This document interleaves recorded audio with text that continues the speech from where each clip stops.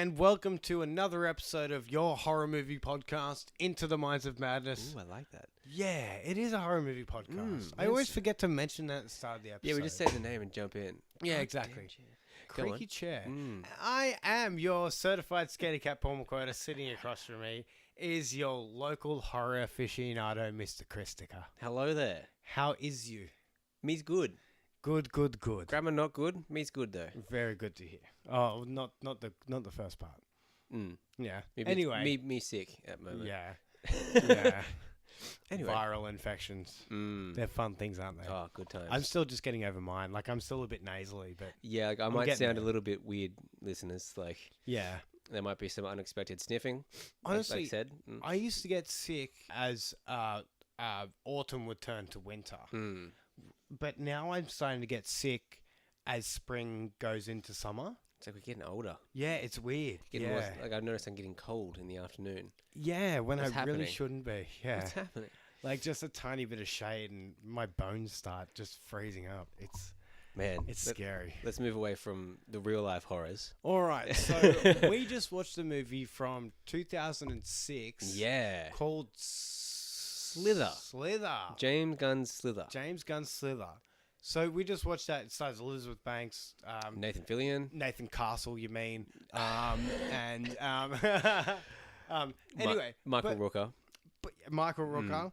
But we also, as a caveat on our episode a couple of weeks ago for Halloween, we just got to watch this year's South Park Halloween episode. Yeah. So we thought we'd cover that first. Yeah, we thought we'd have a little chat about that first because I thought it was really well done. And it's like definitely one of our favorite, like not many cartoons actually do Halloween and do many Halloween specials. Like, so it's always a treat when South Park do it. It's always, exactly. Like Simpsons does it every year. Like most of them do it like all the Fox ones do it every year for sure.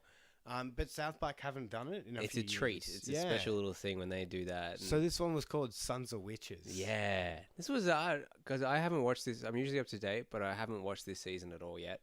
We in 21 now? Yeah, 21.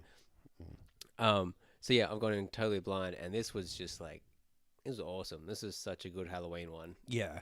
And they were able to like wedge Garrison's Trump in. Yeah. As an...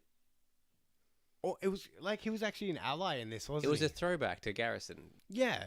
And what did they call it? It wasn't a witch hunt. It was a witch pursuit thing. A witch pursuit thing, yeah. So they didn't necessarily call it a witch hunt, which is what got Garrison's Trump involved because of all this witch hunt stuff, which I think is great. It's great. Like they didn't have to crowbar him in. Like, and I felt like they just said what this is. Like this special.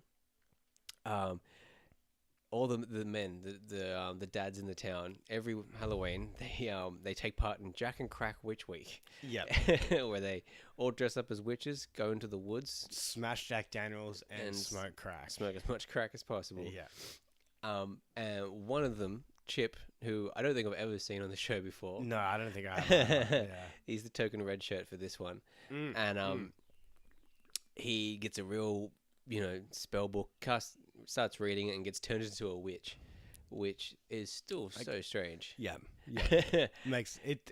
Did his penis go inside him? Did he become? I don't know. I don't know how it worked. Yeah, it doesn't matter. Anyway, all that matters is he got turned into a witch. Yeah, and so it's then because South Park. Because That's South Park. Because South Park. Exactly. Yeah.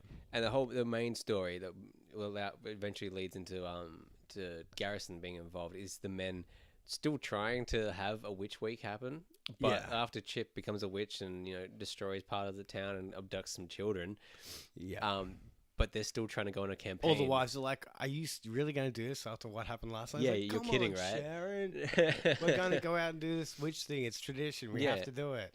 And just it ends up with Garrison being called up. Yeah, so because he somehow knew how to deal with. Well, no, he was a member, and because he's the president now, he can't take part in Jack and Crack Week.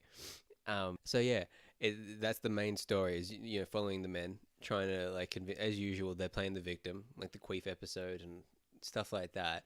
They're always the victim. Yeah, and by the B story is Cartman and Heidi, and Cartman losing his mind at how long it takes Heidi to get ready. Yeah, which in a lot of ways is just a shitty like. It's an easy premise. Yeah, easy, shitty, like go at female premise, like joke kind of thing. But it's just Cartman because of how much of a fucking selfish piece of shit he is. Yeah. He can't wait. So it is more an indictment. It's an indictment on Cartman. It's not a joke about her, which is good. Like, and that's what I liked about it, is because he needed to get to the pumpkin patch. Yeah. He needed to be there. Like, and because Heidi was taking too long to get ready. And oblivious to how long it takes to get ready. Yeah. But then he criticizes her for going to the bathroom 40 times. She's like, I did not go to the bathroom 40 times, which is fair enough. Like, don't call her out on something and say you went 40 times.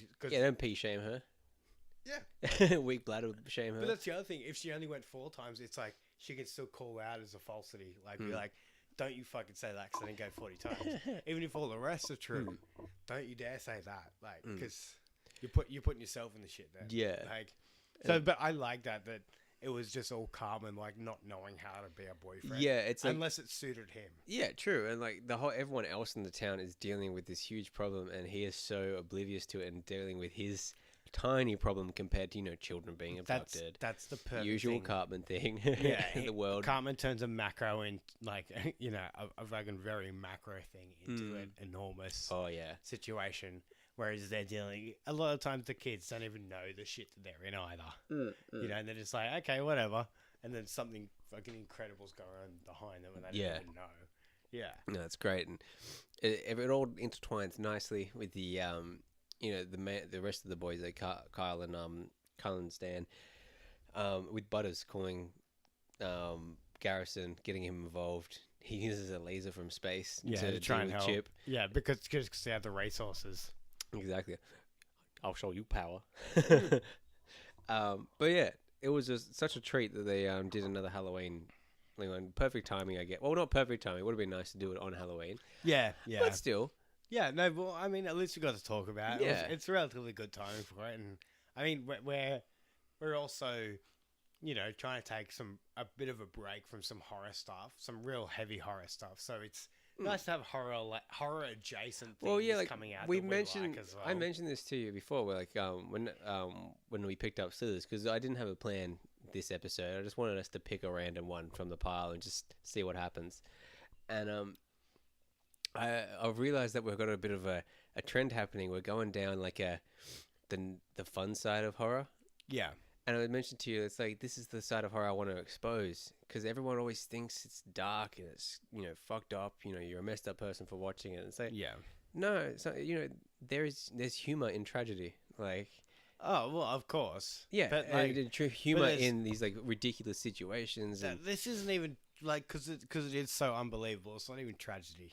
Oh, yeah, but still, watching people die like this isn't really tragedy. Does that make me fucked up? I don't think so. But it's I don't think that this is like you don't. No, I'm just speaking in general of horror. Like, there is in bad things happening, there there can be humor made, and not all horror is fucking Saw.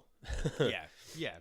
So that's South Park. That's we just need to have a little chat about that, which was good fun. We both just watched it a couple nights ago, and we're like, let's fucking have a quick chat about that. It was a nice little reference to Halloween 3, Season of the Witch there, when they're walking up the hill. And at the beginning of Jack and Crack I wouldn't know. So no, I'm just saying. Please, deliver the information unto me. There is a very iconic scene from Halloween 3, Season of the Witch, and it's a group of kids dressed up and walking along the skyline silhouetted by the sunset, and you can see one's a witch, one's other shit carrying their candy bags. And it was very much like that scene with the men dressed as witches going up the side of the mountain in the sunset. It's like, yes, nice. Good reference. Good choice. Nice. I like that. That's cool. Yeah. That's cool. I got to say, though, before, it definitely felt more scary based compared to like the most recent one, which was the Blockbuster one, which had a couple of on the nose, Psy references and shit like that. So this would feel a bit more refreshing. Yeah. So moving on from South Park, So I have a little bit of a segue here. I just don't know how to segue into the segue. We just drank some shit beer. Oh, yeah. And it kind of works in with Slither with meat. Yeah. What did we just drink? I don't know why people do this. Why do they do this to perfectly good things such as beer? A bacon beer. And it was called I Can't Believe It's Not Bacon. And I can definitely believe it's not bacon because it's beer flavored bacon. Like, it didn't. That's horrifying. It had a very high alcohol content. So 330 strong. mils. Yeah, a little tinny. Yeah, it's not bad. It was 5.9%? 5.4. 5.4%. But it was 1.3 standard drinks. 1.4 standard drinks. So for 330 mils. You know, if it's sheer desperation, you know, you don't want to be sober anymore. That was horrendous. But yeah, you will regret it and most probably vomit everywhere. Yeah. I'm not gonna shame the brewer. I'm just gonna shame the people that make anyone who decides to inject the person food. who had the idea. It was probably the fucking marketing head or something. Oh, but this is not the first. Like, remember when the bacon phase was a thing there? Like, just bacon everywhere. And I love bacon. I love bacon, but I only like bacon. I don't like bacon flavored things. No, I want bacon on a sandwich with tomato sauce, like, you know, toasted bacon sandwich. I don't even need tomato sauce. Just give me the bacon. But that's as far as you need to do with bacon. Don't put it in a beer. Don't ruin something sacred. Yeah. Don't do that. Sacred. Pork and beer go well together, not, you know, brewed together. I just couldn't get the image of just like they've just thrown a huge Christmas ham into the fucking and just let it soak. Yeah. Yeah. Oh my god. Couldn't get that out of my mind. So, man, so many true horrors. Moving on. We just watched Slither from 2006 from director James Gunn of Guardians of the Galaxy fame. How good was this movie? I don't know. Like, I'm so glad you enjoyed it. I really enjoyed this movie. This is I've watched this one. I think this is viewing number 5 now. So we have Elizabeth Banks, Nathan Castle / Fillion, and Elizabeth Banks. No, I said Michael Rooker. She wasn't playing a twin. Sorry. Sorry, and Michael Rooker. You got Michael Rooker. I thought I started with Michael Rooker for a second, but I love this movie. I'm glad you did, man. It had some like weird body horror stuff in it that wasn't over the top at all. Like, but it hit the right spots. Yeah. So the only gore that was in it was animals getting ripped apart at the start. But even then, like, there were a couple of few moments that we'll dive into, but it wasn't bloody gore. No, it was gore, but it wasn't bloody, which was good. Like, it was like weird things getting stabbed into people. Yeah. But with not really any kind of blood to. No, it was just like fluid transferring. Yeah, it was more like that. Delicious, slimy things like that. Without sounding weird. I think we can't help but sound weird when talking about. Yeah. You know, Michael Rooker's penis. The chest penises. Yeah. Yeah, it was very phallic. So that's synopsis. Let's dive into the synopsis. Because I did notice that the synopsis is kind of... I don't know when I read it before we started watching. Okay. I might have a different thought about it after you read it out. So, alright, so let's see how we go. Slither. Tagline, feed the fear. It's not bad. I like that. It's not bad. Simple. Okay. Can't argue with simple. Let's dive into this. Okay. Take it away. A skin-crawling tribute to classic creature features from the past, Slither is a creepy alien invasion horror comedy from the producers of Dawn of the Dead and The Thing from 2011. One typical evening, Grant, played by Michael Rooker, hits the local bar where he catches up with old friend Brenda. Abandoning their drinks for a moonlight stroll, the pair discovers the remains of what appears to be a meteor and a trail of glistening, noxious ooze leading to a pulsating, unidentifiable mass. Suddenly, the glob comes to life and overtakes Grant, penetrating his body with a pustule-covered tentacle. That's not a bad pustule. Pustule is such a horrific word. That's fantastic. An alien parasite has found and infected its unwitting human host, who must now continue to infect others in order to survive. Also featuring Nathan Fillion and Elizabeth Banks, Slither is a slimy splatterfest guaranteed to make you squirm. That ain't bad. Yeah, it ain't bad. That pretty much does. It is pretty much what this movie is. Is like the first act is setting everything up, and then it's just like 3 days later, bang, action. Yeah. Good shit. I still watching this. I forgot about the 3 days later thing as well. Because I felt it moved so well.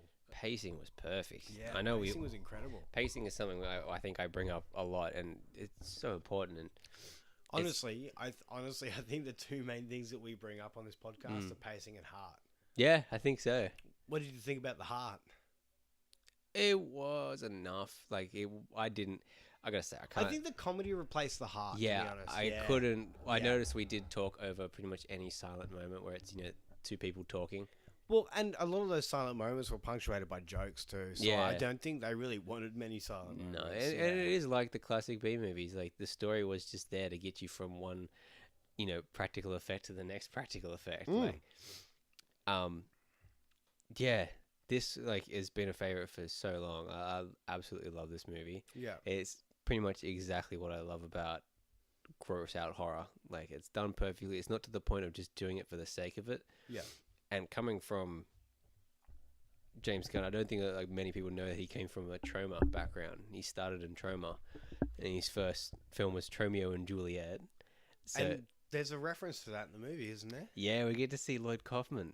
He plays like a bum, being interviewed at the police station. Yeah, fantastic. Loved it. Like, I got a soft spot for trauma. And who is he? Just for the layman, he is the creator of trauma. Yeah, I guess you haven't seen anything. Yeah, I'm the layman. You told me as we were watching, but I still don't really. Yeah, like he is I don't know. Like he's a.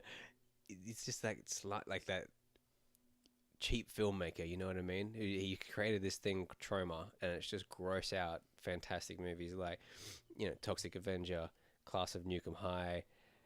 Surf Nazis Must Die, Kabuki Cop, Rabid Grannies. There's some terrible shit.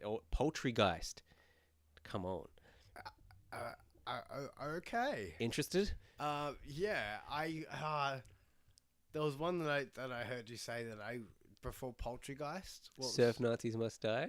No, the one before that. Kabuki Cop. No. Rabid Grannies. That's the one. I feel like I've heard of that. I feel like I've heard that come out of your mouth before. Yeah. But it's probably... is it Rabid Grannies or Rabid? Rapid? No, Rabid. Rabid Grannies. Are they also rapid?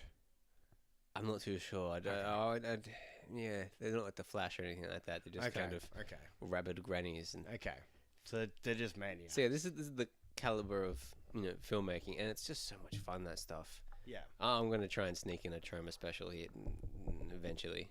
We're going to sit through some of this stuff. All right. Okay. So yeah, it was nice to have a little touch, because this is like a well-written, slick, well-funded trauma film. Yeah. This is what trauma wants to be doing, but they're too cheap to actually do it properly. Yeah. So this was great. That's why I think it hit so well, because the humor was actually not offensive. And just natural reaction comedy. Yeah. And you brought up during the watch that it could hold as its own without the humor. Yeah. It made we talked that it made sure that it was a solid alien invasion body horror. Yeah. Before injecting the comedy into it. Yeah, it kind of straddled the line really well. Yeah. Between the two. It's like Shaun of the Dead and others like that. Like they made sure that the main threat was solid and believable. Yeah. Then chucked in that stuff. But there's one thing with Shaun of the Dead that helps to aid the comedy as well. They do things to really aid the comedy, like with the the montages of him, of Simon Pegg's character explaining the plan. And those quick montages. Oh, of course, them, doing that. Like, there's none of that in this.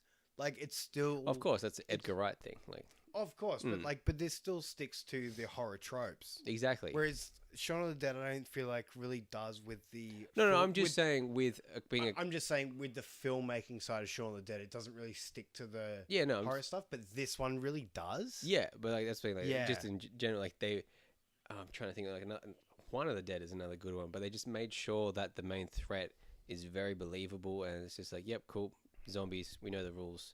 This, they made sure that there is a backstory, there is a fleshed out reason for everything that we get little tidbits of, and then there's humor injected on top of that once that's nice and polished. But that's what I mean with this one. Like, they still stick to, like, it's a horror movie with comedy in it. Like, definitely. I wouldn't call it a horror comedy at all. No, it's got funny bits in it, which are great bits too. But the way that it brings them out is it doesn't have the beats of a comedy. No, it's not trying to be funny. And then there's great lines in it, and that's kind of I think that's where Shaun of the Dead is like a perfect mix of horror and comedy. Like, because it's enough comedy, like with the like hitting the zombie to the beat of Queen. Yeah, you're not going to see that in Slither. Could maybe. I don't think I could imagine it because it's not doing things for laughs. Yeah. Yeah, which is what, like, not set pieces for laughs, Gotcha. Yeah. So, what else we got to cover? There's some crazy, like, something you were surprised by Michael Rooker. Yeah. And true, I haven't seen him in much. I saw him for a while. I stuck with, I don't think actually, I've only seen a little bit of him in Walking Dead because I didn't get past season 2. He was only in the first episode, and that was it. Yeah, pretty much. Then he disappeared. It was season 3 or 4 he came second back. episode, I think, actually. Second episode. Either way. With the governor. Yeah. He was one of the governor's right-hand men. Yeah. Without a right hand. Fuck that show. Yeah, for sure. Yeah, and so I've only seen him in that and Guardians of the Galaxy. But this was your first time of seeing him do a serious role, like him having a full role where he's not an over-the-top bad guy. Yeah, that's what I meant. Yeah, it was this is the first role I've seen him not be Mel from Walking Dead. Yeah, be a racist southerner piece of shit. Or no. Or even in Guardians 1. I haven't seen Guardians 2. Me neither yet, unfortunately. Yeah, I'm so behind on those but movies. he wasn't in the first one all that much. Bits and pieces, yeah. Bits and pieces. He was in it enough to be a character. But yeah, he didn't but he's still that kind of like arsehole arrogant person. Whereas in this, and I mean that's exactly what he was at the start. He's a restrained arsehole. Yeah, restrained arsehole. Like, I've got a wife and kids, but I want to fuck you up. Like, he's that kind of person. Kids, but still, he's like very protective of his Starla. Yeah. And then even and so I never. But then when he gets attacked and turns, I guess. Oh yeah. I've never seen him act like that kind of weird guy who doesn't really have control of himself. Yeah, trying to cover it and. Yeah, which I thought was great. He did a great job. I think he did a really good job. Yeah, I feel a bit. Wrong to have a horror podcast and I haven't seen or own Henry Portrait of a Serial Killer, which is said to be his finest role. Like, absolutely, truly horrifying. Like, he captures the serial killer, and one of his best roles ever. And I haven't seen it. Yeah, and watching this, like, fuck, I've got to just find this movie. Watch the goddamn. I don't care if I have to stream it now. Sacrilege, I guess, as a horror fan to not see Henry Portrait of a Serial Killer. Yeah. I know you probably have very little idea of what I'm talking about. Like, no, I have heard of the movie. Oh, you have heard? Before. Yeah, I've heard of the movie for sure. Yeah. Nice. Yeah. Sorry, I thought I mentioned that to you before when you mentioned it. I know. Yeah, no, I've heard of that movie before, and I've heard the same things. Eventually, I've got to see that fucking movie. Well, do you want to speak about again Nathan Fillion? Oh, Nathan Fillion. He was so good in this. How good is he in this? Like, I mean, I love Nathan Fillion in general. Like, I'll say it. I like Castle. I'll watch it. Oh man, of all those kind of late night, I'd rather watch that than Criminal Minds. No, than Medium. Ugh. No, not Medium. Mentalist. Simon Baker Mentalist. Yuck. But they were on the same kind of times. Yeah. Castle any day. For sure, Castle any day. Because Nathan Fillion's great. Yeah, he just has that kind of such a presence and an energy, and he knows when to be funny. Yes. And he's got perfect timing. Like, I recently rewatched season 6 of Community, and he reappears a little bit as the chief custodian. It's like, great. Yeah. So happy to see him there. Well, that's the other thing. I mean, if we can get this out of the way as we're talking about other things he's in, I never watched Firefly. Me neither. But I did watch Serenity, the movie. And there's a line in Serenity that I mentioned to you before, where he asks, "Well, do you want to captain this ship?" And the person who's asking goes, yeah? And he just responds, well, you can't. And there's a moment that's exactly like that in this. It's very much like he's that kind of, I'm in charge, but I'm kind of freaking out at the same time. Yes. This is a bit overwhelming, but I got to keep composure. The one thing I know him most of, though, because I really have, again, saying I haven't watched Firefly either. I watch him bits and pieces in Castle, or just see him everywhere. The one thing I know him from the most is Halo ODST. He voices one of like the main characters in Halo. Really? Yeah, and it's one of the side games, just after 3. And you're not even playing a Spartan, you're playing as, a shock trooper, just a regular dude. And it's all this really it's one of the best Halo games. Halo ODST and Reach, the best ones, because the story is so tight and it's the main focus is the story.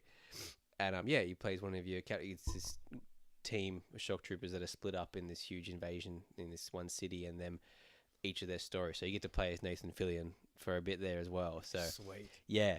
I've got a little, whenever you sit through a campaign of a video game by yourself, you get a little attached to certain characters. So whenever I hear his voice, I'm just like, yeah, I'm there, man. ODST. So the other person in there, Elizabeth Banks. Like, I love Elizabeth Banks. Yeah, me too. Like, she's really good in everything that I see her in. Like, as comedy, like drama, Hunger Games, she's good at like that kind of really over the top. Yeah. Kind of, yeah. I'm still dying to see the newest Power Rangers. Just yeah, I want to see what. I want to see her in Power Rangers. Yeah. Fuck yeah. But Zack and Miri. Zack and Miri make Bono. That's probably that's probably my favorite role of hers. So Zack and Miri would have been my entrance into Elizabeth Banks, and really getting to understand what she's like as an actor. And then seeing her in Wet Hot American Summer. Oh, yeah. Like, just things like that. Just, she's great. I love Elizabeth Banks, and she's awesome in this. Yeah. She definitely seems like the actress who's just like, yep, cool, I'm down with that. What, my husband's a giant amorphous blob of people? Yeah, I'm down. I believe you. Yeah, and she just commits. Yeah. So she the one thing, though, I will admit, the accent. The accent? Yeah, the accent. It was a bit much. Baby, what you doing? She was doing like a real Dolly Parton, like, oh, but baby, come on. Yeah, it just like really went hard on it, and it just doesn't quite work. It was a little too much. Like, and she put on the thickest accent of anybody. It was a bit. It was a bit. It was thick. too thick. Yeah, I've always felt that. Every watch, I'm like, it's just such a shame. Just lay off the accent just a little bit, please. Yeah, it's not a bad accent, but it just doesn't fit with the other people, with the other actors. Because no one else really in town speaks with that thick of an accent. The closest is Michael Rooker, but his is so natural that hers stands out a bit. Yeah, you definitely feel, and I guess it's also from us knowing her from different roles. That's the other thing too. It definitely stands out. Yeah, it's like the first time watching House and seeing Hugh Laurie do like an American accent. Like, what? Yeah. That's a dub. Like, but that's the other thing. Like, I mean, literally, that's how good he was at that, though. Like, after because me and my mum were obsessed with House when it first came out. Yeah. So watching that, like, within like 2 or 3 episodes, like, watching him with his regular accent weirded me out. That's how used to it I got. Within less than 3 hours of content of him watching him, I was used to his American accent. So when I saw him do his regular accent, I was like, "What the fuck's going on?" Yeah, this something doesn't compute. That's how good he was at it. But well, even Stuart in this, as a kid watching Stuart Little, I guess that was kind of the same thing. I saw Stuart Little, loved as a kid, and then hearing his British accent. Like, what is going on? That's right. Yeah, Nothing's real anymore. Stuart Little was a big one for me too in the cinemas. Yeah. I didn't think about that actually. Who's his wife in that? She was in that show, Gina Davis. Gina Davis, yeah. Who like that way I figured that she was in that show. Didn't even tell you what show. I don't know. She was like the president or something like that, first lady or something like that. Okay. It was like one of those. Would have been like post West Wing or something. Yeah, it's like The Good Wife and all that sort of. Yeah, along those lines. Yeah, those Snorefest. Crappy network TV shows. Speaking of crappy networks, I just got to get this off my chest. Can we? Yeah, sure. The Good Doctor. Shit. Have you heard about this show? Yeah, I saw an ad for it, but it kind of sounds a little bit. It sounds interesting, but it sounds like it's I am very so pandering. sick of the use. Why do they think that people with autism have superpowers? I'm done with it. You know, it was just acceptable in Hannibal. It was just enough that I didn't think that he actually had a superpower or anything like that. But this is just like... Well, I gotta admit, there are a lot of autistic people who they just focus on the one thing, so they get but it's obsessed just with it. it's so the way they kind of become geniuses in of the course. one thing. It's just the way they present it. I'm so sick of it. Like, Yeah, the way they too present much. it is ridiculous. Over the top. Make it silly. realistic. Like, It's silly. And yeah, I've been hearing people talk about it, and I'm just like, I'm done. I can't handle it. I can't handle it anymore. Just want to get that off my chest. I can't handle any more autistic, superpowered detectives and doctors. Yeah. Ease up. Let's get a new trope, guys. It's a bit daft, isn't it? Oh, that feels better. Yeah. Everybody's got to be relatable nowadays, don't they? Yeah, it's the only way things work. I think like the only way you can really truly connect is if you have a relatable characters. And again, Slither is a great example of that. Well, I mean, that was one of the biggest criticisms that Arrested Development got, that it had that they weren't nobody was relatable. True. But that's what makes it funny. Yeah, that they're the not most relatable. Well, it's even so like, they can do these outrageous things, and you don't think it's outside of their wheelhouse to do. You could It's even say that with Always makes Sunny. sense. Like they're just as batshit crazy. Like Yeah. no one is like that. Yeah, or people who are like that are in such denial that they don't know that they are like that, and are still free. You know what I yeah, mean? yeah. All right, let's get back on Slither. Yeah. So just before, when I was going to introduce Elizabeth Banks, one of the tropey things, one of the good jokes, that came off was when he leaves everybody, because he's the sheriff. Yeah. He leaves everybody in the barn. We're going to jump all over the place because it's a horror comedy. Yeah, we're just going to talk about some of the scenes and the bits that just really set pieces. Yeah, because you got to just go watch it. Like, so good. There's so much to talk about in this movie. But yeah, don't want to spoil everything. Yeah, just the way that he gets up to leave and she's like, yeah, be careful, and he just turns around and goes, that's an idea. Like, are you fucking stupid? Yeah, of course I'm going to be careful. And it's such a movie. It's such a thing where it's he delivers it so well that it doesn't feel like a joke. No, it doesn't feel like a joke. That was his just perfect dialogue. Genuine like displeasure. Like, are you joking? Like, seriously, you gonna tell me to be careful? Yeah. Like, of all things. And it's a shock when that kind of a line pops up in like anything now. It's like, really? Yeah. You're gonna just throw that line in there? No, come on. Yeah, we're not that stupid. Well, that's kind of the cool thing as well. At the end of it, like, I mean, like, so jumping around. Oh man, you are jumping around. But they set them up to be like to hook up, and that never happens.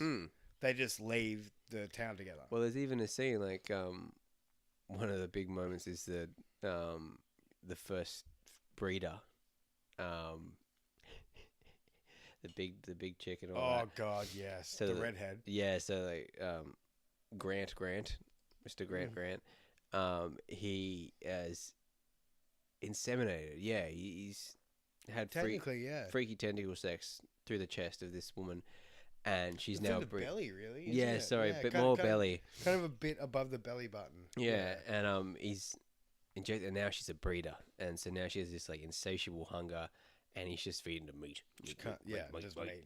And can you pass me that possum over there? I'm so fucking hungry. Oh, no, she even says a bit of that possum, actually. Just a bit of that possum over there. A bit of that possum over there. And so, like, to set the scene, like, she is a humongous gelatinous, like, blob, like the size of the barn by like now. 10 feet, like 10 feet tall from her belly to her back. Yeah, She's obviously on her belly by now. And she is ripped apart.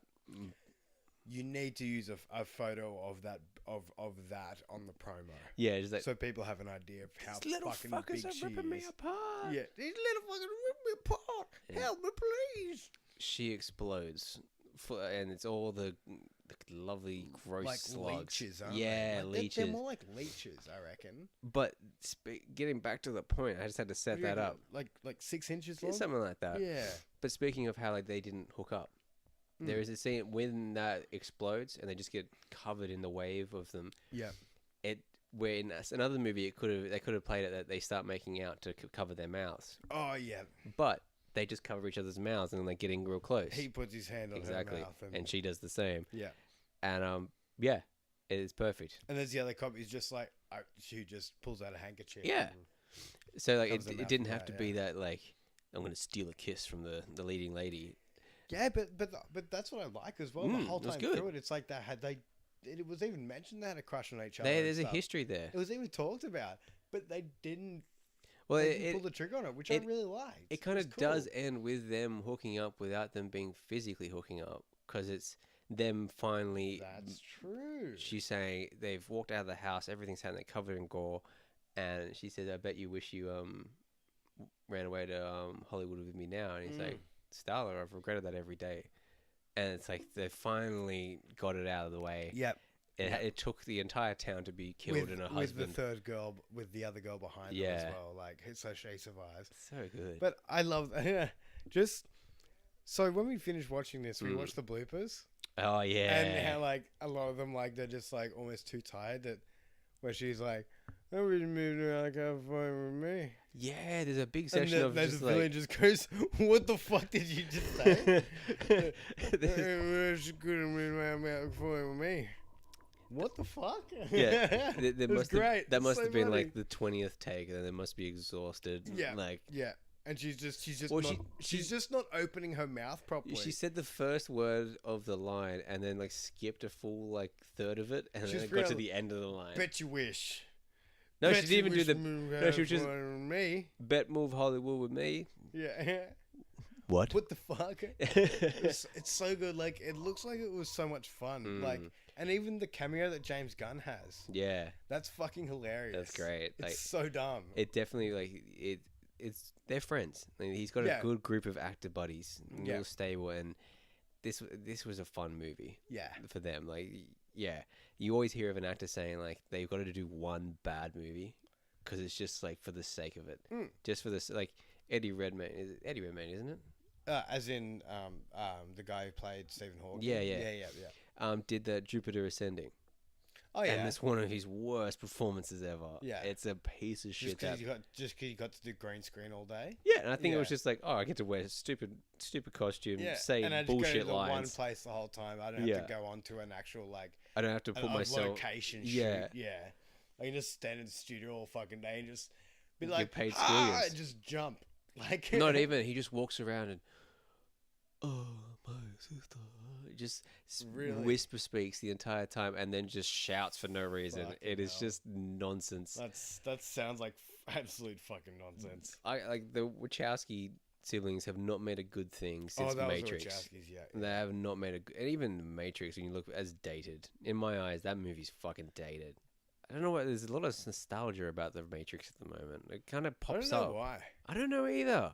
There's so many better movies. It's honestly the most basic theory of how the internet works. It's like it's so basic. It came out nearly 20 years ago. Like there's been up to oh wow, binary. Oh goodness gracious, binary. It kind of falls into like the Saw category of like one of your main things being flawed.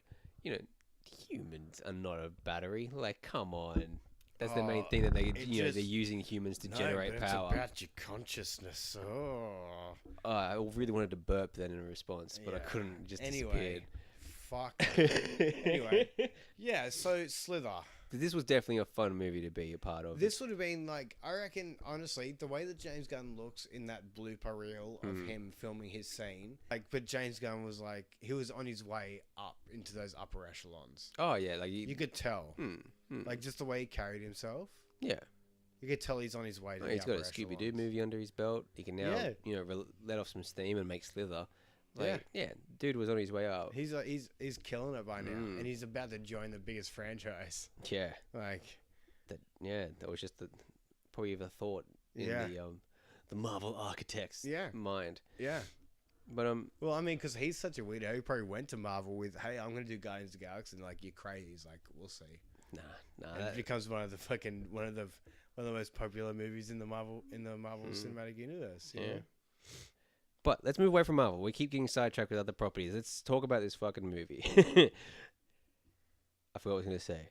There was one weird detail that I noticed. The baby, Brenda's baby, when she's getting attacked by Grant, is eating a whole tomato. Do you remember that at all? Yeah. Why is the baby eating a whole tomato? Who gives their baby a tomato? Who gives anybody a whole tomato? Yeah. I did actually in year 5 or year 6. For the week, we were leaders to take everybody back from lunch and recess. And I had to go with this new girl, Emma, who would eat a tomato like an apple. Oh. Yeah, and then apparently I had to hold her hand and walk up to class like that. And yeah, I've always been strange about people eating tomatoes. I like tomatoes, but not eating it like an apple. No, you can't eat it like that. No. I call no. Yeah. No. Wrong. Gross. Speaking of gross. You can't eat vegetables like fruit. No, God, no. Like, I know people eat like a cucumber, just like that's part of their lunch. Just to eat a whole cucumber. Yeah. What the fuck is wrong with you? Just start nibbling on it like a banana. Do you not like flavor? Yeah. Watery, chewy. I hate cucumber. Yeah. So again, movie. God damn it. We keep not talking about this movie. Practical effects were outstanding. Yeah. Like, there was a great mix of CG and practical effects.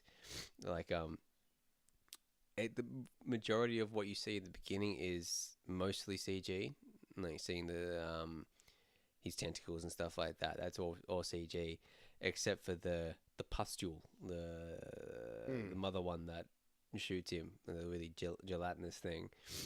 But once he's in full hive mind, like assimilated with all those people and all that, fuck, that was cool. How fucked up was his the mouth?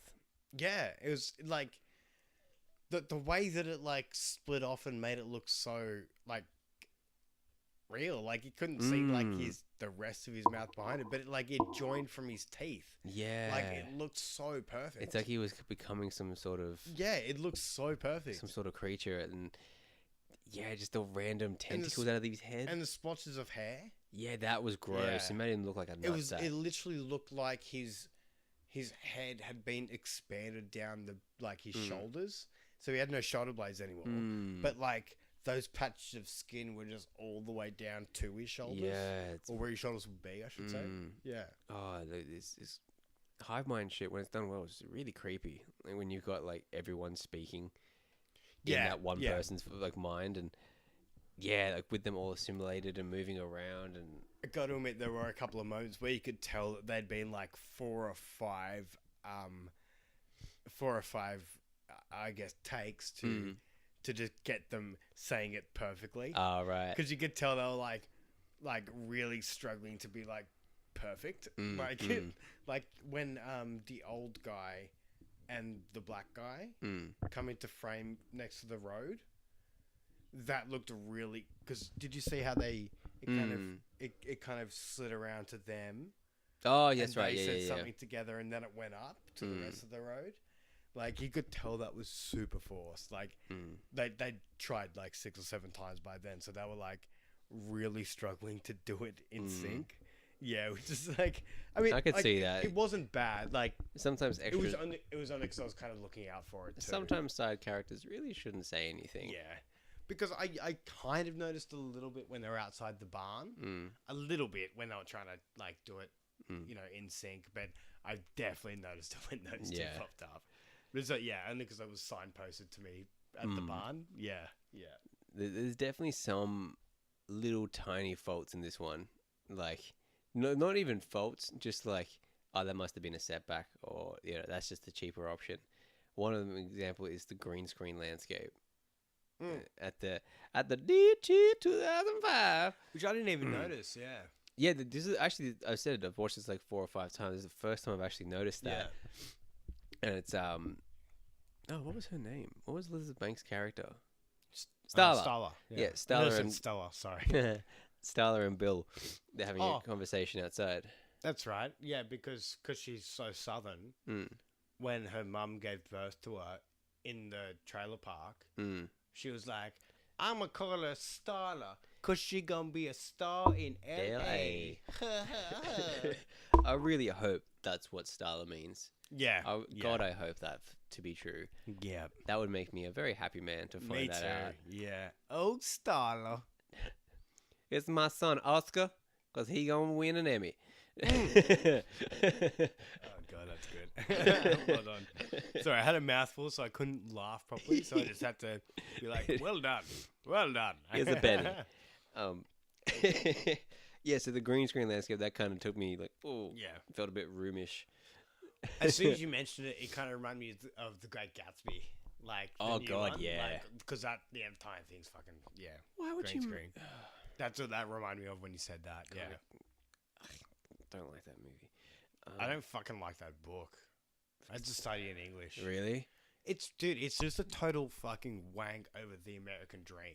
I thought it was, about fucking just taking what you want and just being successful. It's like, go and suck my other cock. Yeah. Because that's the American dream, having two cocks. Double trouble! Thank you, because I don't know where the fuck I was going with that, so I'm glad you just finished with that. So it was beautiful. Thank you. Speaking of cocks, there's a great line when we see Grant before he becomes like totally assimilated with the others, and he's killing a cow. He's hunting, getting himself a cow. And fuck, that's good. He's that crazy kind of squid monster mode, and oh man, he had a really weird name. That old cop. It was like Brennow or something like that. Yeah. He's like, Jesus, it looks like something that fell off my dick during the war. Oh fuck. Yes. I love that line so much. Fuck, that killed us. Like, that was so fucking good. That's just a horrifying image too. My dick during the war. Like, is your dick okay? Fuck. Do you have sensation down there now, old man? Probably not. He's 70. How good was it though when the other guy got just whiplashed? Oh, that was and just cut so straight good. down the middle. Like, he wasn't decapitated like from the top to bottom. He was just cut open enough that everything just fell out of him. Yeah, like I've got a real soft spot for when someone can pull off a good like chop straight down the middle. But this was even better. It was just like, like a really tightly wrapped hunk of Devon, and you just get a knife and slash that plastic. Yeah. It was like that. It was perfect. Just all of it. It just burst. And I loved how he kind of like went a bit cross-eyed to look, and the flap. As it came up from his forehead, and down his nose. So it started from his forehead and went down, down the bottom. Yeah. Oh. And I was saying to you, it reminded me of Final Destination 2 when the explosion goes off and that and the fence goes straight through that guy and he gets cut in like 3 or 4 pieces. Yeah. Just like the top slides off the top of his head. Then beautiful. It reminded me of that, but even way better. Oh yeah. Like just the precision of like how it only such a went, clean. It only went just up enough that it like kind of only flicked open his forehead, but then his entire like stomach burst open. It was like it got cool. the cut started, and it was more him starting to move. That's when it just slid open. And we were speaking before of it not being gory. It works in its favor because it savors the gory. Like when it's gonna be gory, it's gonna be good. And it's not a thing of like it comes out of nowhere. Like it happens, and you're like, oh, something fucked. It was a surprise though, because you didn't expect him to be able to reach that far. No, so that was because it had the long shot of each of them on either side, and then just seeing the tentacle go far enough, and like, oh, what did that just do to him? And the way he ran away. Yeah, he just goes full squid and. Wriggles through the grass and then just and makes a trail like a greasy trail as well. Fucking beautiful. Like, we haven't even spoken about why he's getting all this meat. So gross. Like, well, he's making his nest in his house for his breeders. The nest, of course. Yeah. How gross! Yeah. That must have been the most disgusting set to be on. Yeah, because I doubt they would have gone to the expense of making fake steaks. And that's kind of the first like when she goes down into the basement, that's kind of really the first real bloody scene we see as well. Yes, true. This is before he's like, because you see it go in his chest, but that's like it's just something that buries his chest. This is it's not very bloody. This is before the and we've seen some weird like gross on his head. Yeah, but this is the first bloody scene. Yeah, it was before the split in half hillbilly. Yeah. Yeah, and it was just the entire basement is just covered in, he bought probably the entire meat section at his grocery store, and whatever animals he can find. And he's labeled them as well. Yeah, like just coyotes. Like it literally just looks like a post-it note. It's like the just stuck on 3 dead coyotes. 60s It's like 60s Batman where every single goddamn thing was labeled. Yep. It's like, oh, beautiful. I love it. Great. I love it when so you just throw great. in a useless label. So Yeah. good. I love that shit. This was a fun one. This was a good one. I fucking love this movie. Yeah, I really enjoyed it. I knew you would. See, when we finished it, I was like, I really like that movie. Now I'm like, I fucking love that. I want to watch it again. Nice. We got a bit of a people under the stairs moment. Yeah. We could easily watch that shit again. I could easily watch it again. That was really fun. This is one like I'll say this has been a date movie before. This is a good one. I would recommend it. This is a good date movie. It worked when I brought it, took it.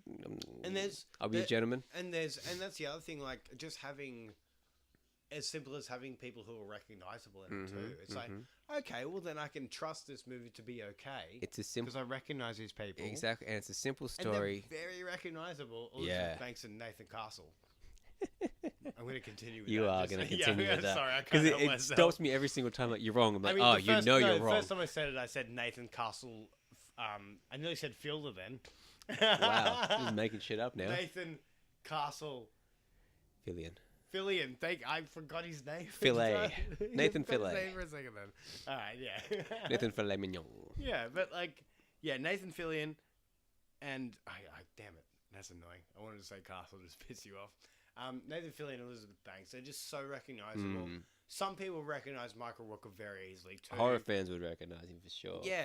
I mean, even people who just like Walking Dead, they'd recognize him too. Oh yeah, I'm just being like before. Yeah, before this came out. Yeah, simple as that. Like, I know, but I mean, as a date movie, as a yeah, date exactly. Thing, yeah, like this movie's great. It's really fun. And you're not gonna, if you're the person you're watching it with is not into scary movies, perfect. Exactly. They're not going to be terrified. That's exactly what I was just going to say. That this movie isn't scary. Not at all. Yeah. If you were in the room and this was happening, yeah, you'd be terrified. It's a bit bloody and gory, but not in a violent way. It's just shit that's there, and it's because it's not gory. And like, I know realistic is the wrong word, but it's realistic in their reactions to things. Yes. I would totally react with like, "Well, that is some fucked up shit." Yes. Like, or oh shit. Yeah. Yeah. Like, yeah, I think that's what helped. Oh, be careful. Yeah. Good well thought. done. Well done. Yeah, like, thanks. Yeah. Thanks. That I think that it really helps when it is a scary moment. It helps diffuse that, brings everything back. It is also like, that's the thing. Elizabeth Banks saying, "Be careful." That is a human. That's a human response. Yeah, like, yeah. And for him to be like, "Yeah, fucking." You think? Thanks. Yeah, you think? Like, but that's also a human response. It's like really, like like, chew your food. Really? Yeah, there's something really human about this movie. Yeah. Yeah. I really like. I like that in the... And even at the end, the way that Elizabeth Banks, like, tries to kind of make him feel comfortable, like make Michael Rooker's character. Oh, great. As the. What? What do you even call him? Yeah. The blob, the guy who takes in all the other people. Like the guy that takes in the other people. Yeah, love that. Yeah, that's the sticky guy streamlined. who other people get stuck into and then become with him. That's a good one. Wow, I love the become with him part. That's good. And become with him. Yes, that's what I'm saying. But I will just need a donation of da. Yes. but that's a human connection there as well. Like the way that she's able to get up there and stab him. Well, yeah, like he breaks from his, amorphous blob moments. Yeah. And he's like, oh my God, I'm Grant. I'm a human again. I am a human. Shit. What the fuck? Here's my wife. Yeah. And then she stabs him in. Why did she stab him in the neck? That neck was so goddamn thick. Yeah. Go for an eye at least. Or go in his mouth. Yeah. Go for somewhere that's gonna, have an impact. Yeah. The man's the size of a room. Like, I'm pretty sure he's, a couple of rooms, I think. Yeah. He was going out into the pool. Floors he was going out to the pool a bit. Yeah. Like, I don't think his, jugular is where it was. Yeah. So, yeah. It was a good movie. That was fucking great. I absolutely adore I that can't movie. recommend it enough. That was super fun. If you have the option to to watch Slither. Like, yeah, I would happily watch that again. No, Very good. happily watch that again. I had a feeling this would be the reaction. I'm super happy that it did turn out like this. Yeah, I'm glad you enjoyed this, man. Fucking damn good. So, did we decide on a movie next week? Not quite yet. We didn't. Okay. Well, I'm thinking. Well, we are talking. And I'll edit it out. Yeah, true. Fair enough. We haven't visited, something like the 20s or the 30s for a while, or something even from the 60s. Who knows? Yeah, we've been hovering over the 90s and stuff. We have 80s, 90s, early 2000s stuff. Yeah, so let's go deep back. Yeah, let's hop in the Ip Mum time capsule. Yep. Fire it up. up. Look. We'll see what happens, eh? Yeah, maybe go visit Lon Chaney or something like that. No idea what that is, so it sounds good to me.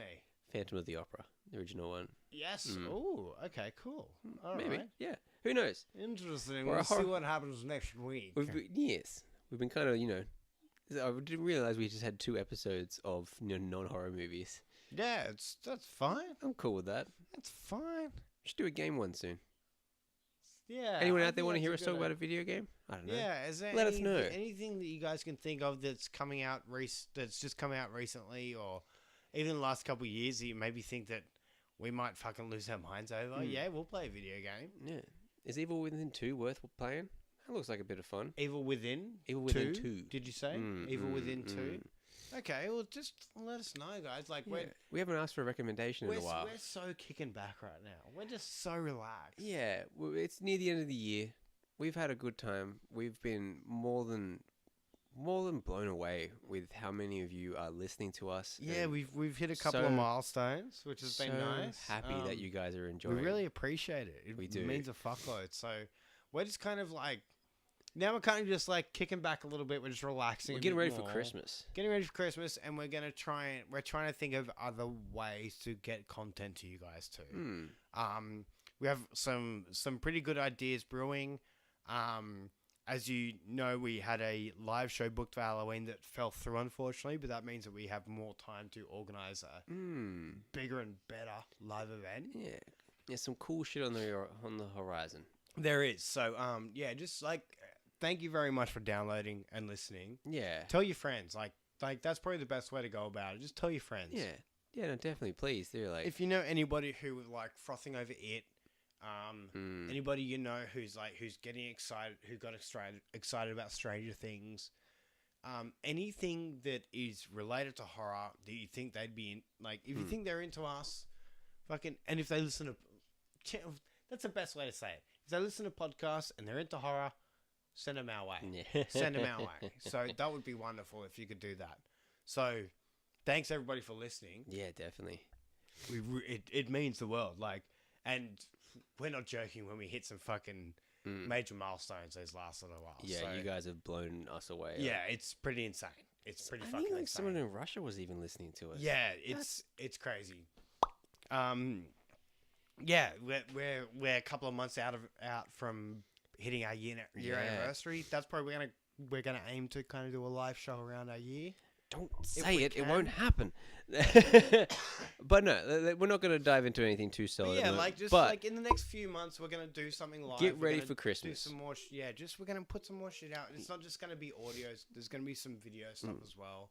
We're gonna do as much as we possibly can. We might even take a week or 2 off over Christmas. Just so we can focus on a couple of other things. Maybe, yeah. Depending on what happens, we might. I don't know, man. I've got some little bonus things. I've got some shit planned for Christmas. Oh, okay. We have got. Okay. I'm determined to not do this. We're not doing Gremlins. I'm sorry to say. I know it's a Christmas horror staple is to watch Gremlins, but we ain't doing it. We're doing some other shit. So okay. Get ready. We'll see what happens. Well, guys, thank you so much for listening. Mm-hmm. Thank you. Yeah, if you haven't already, follow us on Facebook. Like our page on Facebook. Yeah, all that social media stuff. It Mum, at It Mum Pod on all the other socials. And download us where you get your podcast from. Yeah, wherever you do. We're actually probably going to start putting these episodes up on SoundCloud because a lot of people. Aren't we already? A lot of people listen through SoundCloud. Oh, I thought we were. No, we're not on SoundCloud yet. So, but that's a whole separate thing. So. But I'm going to start uploading things on SoundCloud for people who like listening on SoundCloud. So we have another stream of people who like to listen through that way.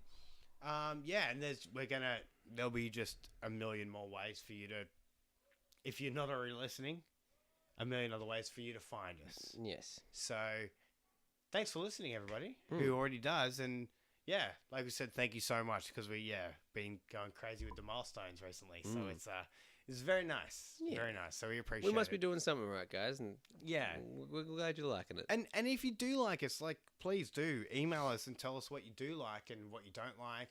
No, guys. Give us some recommendations. Like, yeah, it's been a while since we've asked for a recommendation. Yeah, go crazy, guys. Like, please let us know. Like, some of the stuff you guys have sent us, it's bang on. Shit I haven't heard of. And because, like, most of the people we've spoken to, you're all wonderful human beings. So we're going to, more than likely, we're going to take what you say on board. So please, just let us know. Like, you guys are incredible. So it means the world. It means the world, guys. So, we'll speak to you guys soon. We'll speak to you next week. Yep. For another episode of Into the Minds of Madness. Oh, yeah. I'm that Paul McWhirter, and that's that Chris Dicker.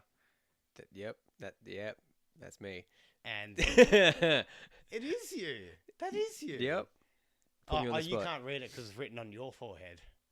Your name's written on you. That's why you can't tell. I'm sorry. I'm sorry. I should have told you an hour and 10 minutes ago. I'm sorry. Can't see it. All right.